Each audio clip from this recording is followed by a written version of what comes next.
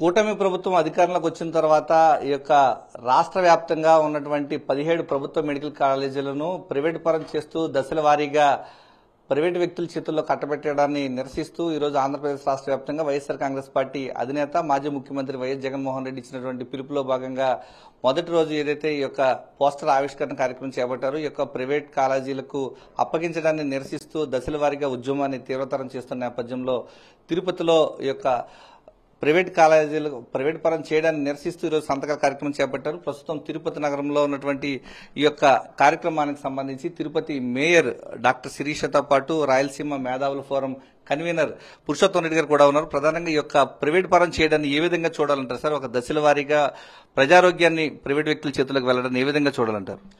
ఆంధ్రప్రదేశ్ ప్రభుత్వం మెడికల్ కళాశాలలు హాస్పిటల్ని పీపీఐ పద్ధతుల్లో మెడికల్ రంగాన్ని ప్రైవేటీకరించడానికి ప్రయత్నం చేస్తూ ఉంది. మేము రాయలసీమ ఇంటలెక్చువల్ ఫోరంగా మేము ఈ యాక్టివిటీలో పాల్గొనడానికి కారణం ఏంటంటే ఇది రాజకీయ పోరాటంగా చూడొద్దని ప్రభుత్వానికి విజ్ఞప్తి చేస్తున్నాను.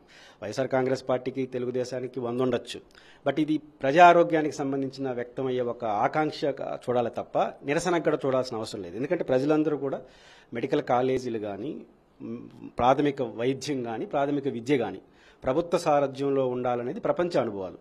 అభివృద్ధి చేసిన దేశాల్లో కానీ అభివృద్ధి వెనుకబడిన దేశాల్లో కానీ ఉన్నట్టు అనుభవాలు ఏంటంటే ఈ రెండు రంగాలు ఖచ్చితంగా ప్రభుత్వ చేతిలో ఉంటేనే న్యాయం జరుగుతుందనేది మనకు కరోనా లాంటి సమయంలో రుజువైంది.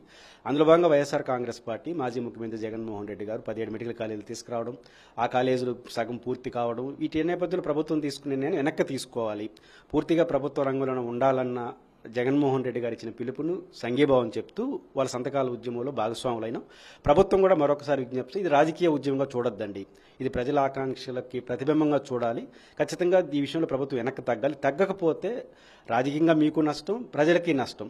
ఈ రెండు అంశాలు దృష్టిలో పెట్టుకుని ప్రభుత్వం పునరాలోచన చేసుకుని 17 మెడికల్ కాలేజీలని ప్రభుత్వ సారథ్యంలోనే ఉండేటిగా చూసుకోవడం ప్రభుత్వం యొక్క బాధ్యత. అనవసరమైన రాజకీయ అంశాలు ఇక్కడ చర్చిస్తే ప్రభుత్వానికి నష్టం వాళ్ళు గుర్తిస్తే మంచిది. అంటే ప్రధానంగా రాయలసీమ జిల్లాలో ఆదోని కావచ్చు, ప్రధానంగా మదనపల్లి మెడికల్ కాలేజ్ కావచ్చు, పులివెందుల కాలేజ్ కావచ్చు, ఈ రోజు ప్రజలకు అందుబాటులోకి తీసుకువస్తే ప్రైవేట్ పరం చేయాలన్నటువంటి కుట్రపూరిత ఆలోచనలు ఏ విధంగా చూడొచ్చు అంటారు? ఖచ్చితంగా ఈరోజు రాయలసీమలో ముఖ్యంగా ఎనుగుబండి ప్రాంతాల్లో ప్రభుత్వంలో ఉండాల్సిన ఆవశ్యకత మరింత ఎక్కువ ఉంది. ఉదాహరణకు పులివెందుల మెడికల్ కాలేజ్ ఉంది, మదనపల్లి మెడికల్ కాలేజ్, ఇవన్నీ వెనుకబడిన ప్రాంతాలు. ఇక్కడ ప్రభుత్వ రంగంలో ఉండడం మరింత మోర్ ఇంపార్టెంట్. మనం చూసాం కరోనా టైంలో రాయలసీమ అంతా తిరుపతికి వచ్చి పడ్డారు, కరోనా టైంలో బెడ్లు దొరకకుండా. అట్ ఆ టైంలో పులివెందుల, మదనపల్లి, ఆదోని ఇవన్నింటిలో డిఫరెంట్ యాంగిల్ మెడికల్ కాలేజీలు వస్తే వెనుకబడిన ప్రాంతాలకు సౌలభ్యం వస్తుంది. అందువల్ల ఖచ్చితంగా ప్రభుత్వం వెనుకబడిన ప్రాంతాల దృష్టిలో పెట్టుకుంది. ఉదాహరణకు మదనపల్లి ఉంది, పులివెందులు ఉంది. జగన్మోహన్ రెడ్డి గారు డాక్టర్స్ని సిబ్బందిని కేటాయించారు. ఈరోజు ఏం చేసింది, అవన్నింటినీ ఏరియా డిపార్ట్మెంట్కి కేటాయించే పనిలో ప్రభుత్వం ఉంది. అంటే ఒక పైపు ఏమి కట్టలేదంటున్నారు, ఇంకో పైపు డాక్టర్లు షిఫ్ట్ చేస్తున్నారు. కాబట్టి ఇట్లాంటి దొందర వైఖరిని కాకుండా నిజాయితీకి వ్యవహరిస్తే ప్రభుత్వానికి మంచిది, లేకపోతే మరింత చులకన అవుతారని నిన్న నర్సంపేట జగన్మోహన్ రెడ్డి గారి ప్రోగ్రాం ద్వారా మరొకసారి రుజువైంది. ప్రధానంగా ఒక డాక్టర్ గా చెప్పండి మేడం, ఈ రోజు రాష్ట్రంలో విద్యా వైద్యం పక్కన పెట్టి ప్రైవేట్ పరం చేయాలన్నటువంటి కుట్రపూరిత ఆలోచన చేస్తా ఉన్నారు. ఏ విధంగా చూడాలంటారు ఈ యొక్క కూటమి ప్రభుత్వం కుట్రలను? ప్రపంచంలో ఎక్కడైనా కానీ విద్యా వైద్యం అనేది సామాన్య ప్రజలకు ఉచితంగా అందించాల్సిన బాధ్యత ప్రభుత్వాలది. సో అదే విధంగా ఈ ప్రభుత్వ మెడికల్ కాలేజీలను ఏవైతే ప్రైవేటైజ్ చేయాలని కూటమి ప్రభుత్వం నిర్ణయం తీసుకుందో దాన్ని వ్యతిరేకిస్తూ ఇవాళ మా వైఎస్ఆర్సీపీ పార్టీ అధ్యక్షులు జగన్మోహన్ రెడ్డి గారు కోటి సంతకాల సేకరణ, అట్లాగే దీన్ని ప్రజా ఉద్యమంగా, అంటే రాజకీయాలకు కాకుండా ప్రతి ఒక్కరూ కూడా, అంటే మేధావులు కానీ అలాగే వైద్యులు కానీ అట్లాగే తమ పిల్లలను డాక్టర్లు చేయాలని ఎవరైతే కలలు కంటున్నారో తల్లిదండ్రులు ప్రతి ఒక్కరూ కూడా ఈ ఉద్యమంలో పార్టిసిపేట్ చేయాలని ఒక ఉద్యమంలా దీన్ని తీసుకురావడం. నిన్న ఆయనే ప్రత్యక్షంగా నర్సీపట్నంకి మెడికల్ కాలేజ్ ఏదైతే నిర్మాణంలో ఉందో అక్కడికి రావడంతో నిన్న చూసాం ప్రజలు తండోపతండాలుగా ఆ ప్రోగ్రాంకి రావడం, ఎన్ని ఆంక్షలు పెట్టినా కూడా ఆయన వచ్చిన తర్వాత ఇది ఒక ప్రభంజనంలా మారుతుందనేది ప్రతి ఒక్కరం కూడా గమనించవచ్చు. ఎందుకంటే మొట్టమొదట దీన్ని ఎందుకు ఉద్యమంలా తీసుకెళ్తున్నారు అనేది దీని వెనకాల కారణం ఏంటంటే, ఫస్ట్ కూటమి ప్రభుత్వం ఏం చెప్పారు, అసలు ఈ ప్రభుత్వ మెడికల్ కాలేజీలకు పర్మిషన్సే లేవు, అసలు ఎక్కడా కూడా కాలేజీల నిర్మాణాలే జరగట్లేదు అని చెప్పారు. కానీ అందులో వాస్తవం ఉందా? లేదు. అందుకని పార్టీ ఏం చేశారు, ఫస్ట్ చలో మెడికల్ కాలేజ్ అనే పిలుపునిచ్చారు. ప్రతి మెడికల్ కాలేజ్లో పార్టీ కార్యకర్తలు, నాయకులు అందరూ కూడా అక్కడికి వెళ్లడం, ప్రత్యక్షంగా నిర్మాణంలో ఉన్నటువంటి భవనాల్ని చూపించడం జరిగింది. సో పర్మిషన్స్ లేవు అనేది కూడా కరెక్ట్ కాదు. సో ఆ విధంగా చెప్పినప్పుడు మళ్ళీ వాళ్ళ మాట మార్చుకొని ఇప్పుడు ఆర్థిక లోటు ఉంది, వాటిని కట్టలేము, చాలా భారం అవుతుంది ప్రభుత్వానికి, ఆల్రెడీ కట్టాలంటే 8,000 కోట్ల పైన కావాల్సి వస్తుంది. అట్లాగే finance every year medical college maintenance కి 1,500 కోట్లు ఖర్చు వస్తుందని చెప్తున్నారు. సో నిజంగా అది అంత కష్టమైన పని ప్రభుత్వం అనుకుంటే కాదు,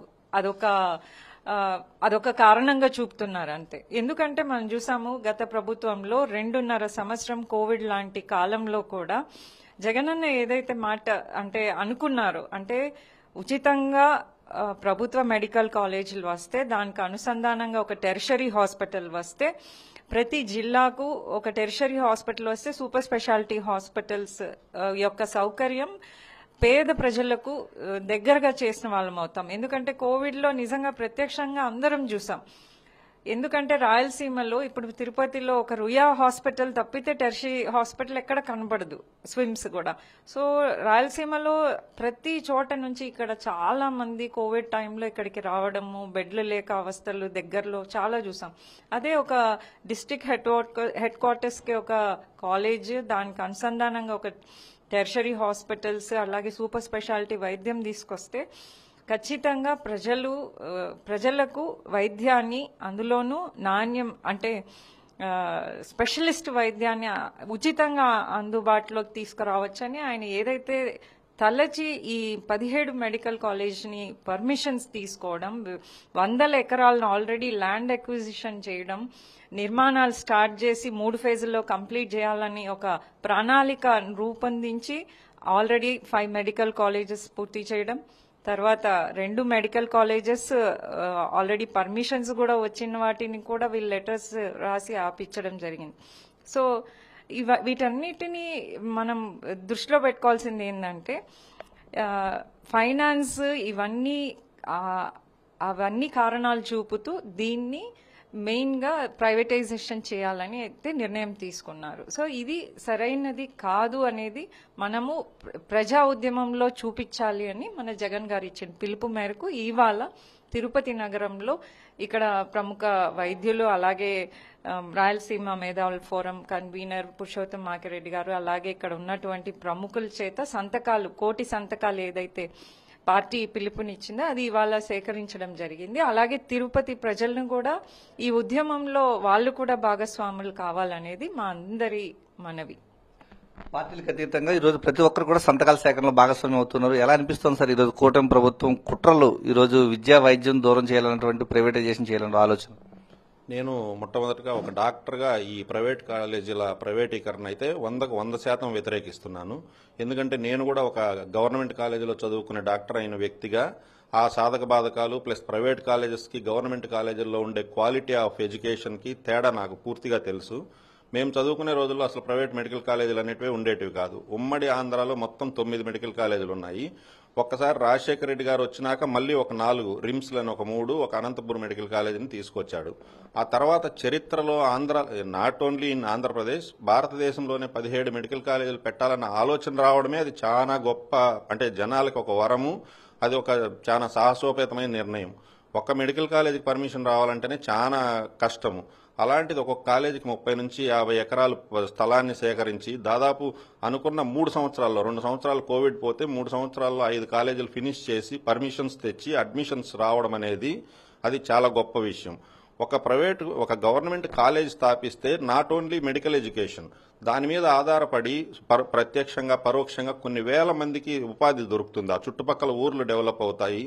ఆ చుట్టుపక్కల కొన్ని షాపులు పెట్టుకుని రకరకాలుగా అభివృద్ధి చెందుతుంది.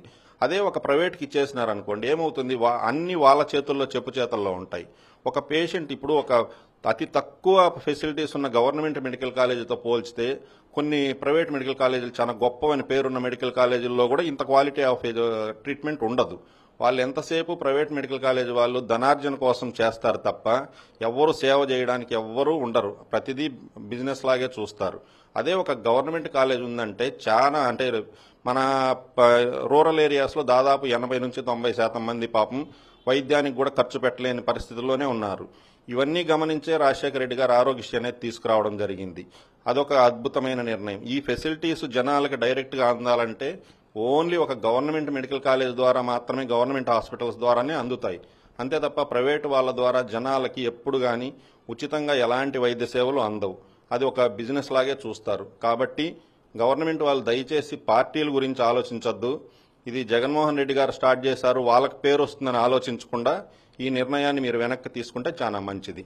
Thank you sir. పార్టీలకు అతీతంగా ఈరోజు రాష్ట్ర వ్యాప్తంగా ఏదైతే వైఎస్ జగన్మోహన్ రెడ్డి ప్రభుత్వంలో తీసుకొచ్చినటువంటి 17 ప్రభుత్వ మెడికల్ కాలేజీలను ప్రభుత్వ రంగంలోనే కొనసాగించాలంటూ సంతకాల సేకరణకు పెద్ద ఎత్తున తిరుపతి నగరంలో ప్రజాస్పందన లభిస్తోంది. దీనికి రాయలసీమ మేధావుల ఫోరం తరపున రాయలసీమలో ఉన్నటువంటి ప్రజలంతా కూడా సంఘీభావం తెలపాలని చెప్పేసి పిలుపునివ్వడం ద్వారా ప్రతి ఒక్కరు కూడా భాగస్వామ్యం అయ్యేందుకు సమాయత్తం అవుతున్నటువంటి పరిస్థితి ఈ రోజు తిరుపతిలో కనిపిస్తోంది.